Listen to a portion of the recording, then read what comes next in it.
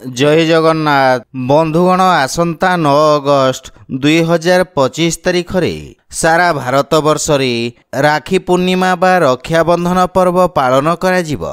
विशेष करी एही दिन बुध ग्रह कर्कट राशि रे पुनः उदय हेबे। ज्योतिषीय गणना अनुसार बुध ग्रह को वृद्धि, संचार कौशल, व्यापार एवं आर्थिक देवानेवा, शिक्षा एवं एकाग्रतार कारक मना जाइथाय। एथिपाई एही दिन बुध ग्रहंक उदय हेबा किछि राशिर व्यक्ति विशेष मानंक पई सौभाग्यशाली साब्यस्त हेबो। 24 जुलाई 2025 को संध्या 7:42 रे बुध ग्रह कर्कट राशि रे अस्त होइथिले एवं बुधंक अस्त हेबा कारणरू सेही सबु क्षेत्र रे आसुथिबा समस्या एवं बाधा विघ्न सबु कम हेबाकु लागिबो। अवश्य 9 अगस्त को बुध ग्रह कर्कट राशि रे पुनः उदय हेबे एवं एहार प्रभाव पुनः वृद्धि पाइब तथा एहार सीधा प्रभाव मेष राशि, मिथुन राशि एवं कन्या राशि उपरे रहिबो। बुधंक कृपारू एही राशिर व्यक्ति मानंक उपरे आर्थिक स्थिरता, मानसिक संतुष्टि एवं उन्नतिर नुआ अवसर खोलिब। तो आसंतु जानिबा बुधंक कर्कट राशि रे उदय हेबा कारणरू एही तीन राशिर व्यक्ति मानंकु केउ केउ प्रकार फल मिलिबो से विषय सेथिपाई वीडियो को शेष पर्यंत देखंतु ओ जेउ माने आम चैनल को नुआ करी आछंती तळे थिबा लाल रंगर सब्सक्राइब बटन को दबाई आम चैनल को सब्सक्राइब करंतु ओ पाखरे थिवा घंटी बटन को दबाई ऑल रे सिलेक्ट करंतु काहेकि ना आमे अपलोड करिथिबा प्रत्येक वीडियो रो नोटिफिकेशन आपण सर्वप्रथमे पाई परिबे।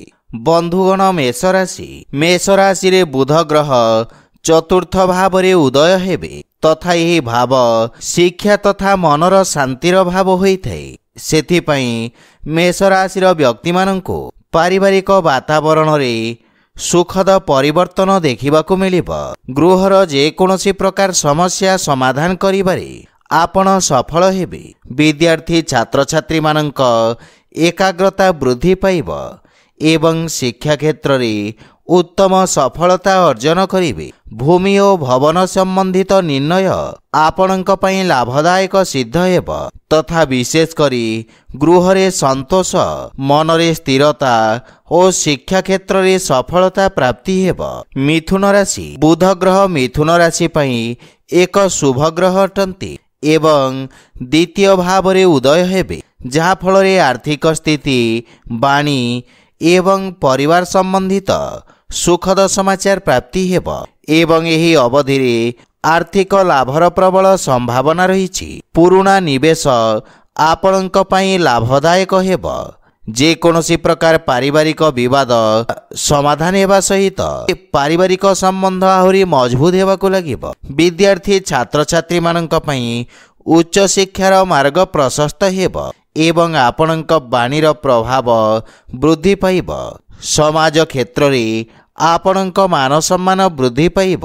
व्यवसायी मानक पई मध्य एही समय अत्यंत लाभदायक सिद्ध हेब। कार्य क्षेत्र रे पदोन्नति एवं आपणक दायित्व रे वृद्धिर संकेत रहिछि। कन्या राशि बुध ग्रह कन्या राशिर स्वामी ग्रह अटंती एवं एही राशिर शुभ भाव रे उदय हेबे जहा पई एही अवधि अत्यंत शुभ और लाभदायक सिद्ध हेब। पूर्वरु चली आसुथिबा समस्त प्रकार समस्यारू आपणको मुक्ति मिलिब तथा स्वास्थ्य संबंधित समस्यार समाधान हेब। पदोन्नति, वेतन वृद्धि एवं कार्य क्षेत्र रे आपणक दायित्व वृद्धिर संभावना रहिछि। व्यावसायिक क्षेत्र रे मध्य सफलता प्राप्ति हेब। भाई भौणीक सहित संबंध आहुरी मजबूत हेबाकू लागिब एवं संतान पक्षरु सुखद समाचार प्राप्ति हेब। आर्थिक रूप रे नुआ अवसर प्राप्ति हेब एवं धन संचय पई एही समय उत्तम अनुकूल समय। तो बंधुगण जदि वीडियोटी आपण मानकु भल लागि थाए लाइक शेयर और कमेंट करी जणांतु एवं आम चैनल को सब्सक्राइब करंतु। जय जगन्नाथ।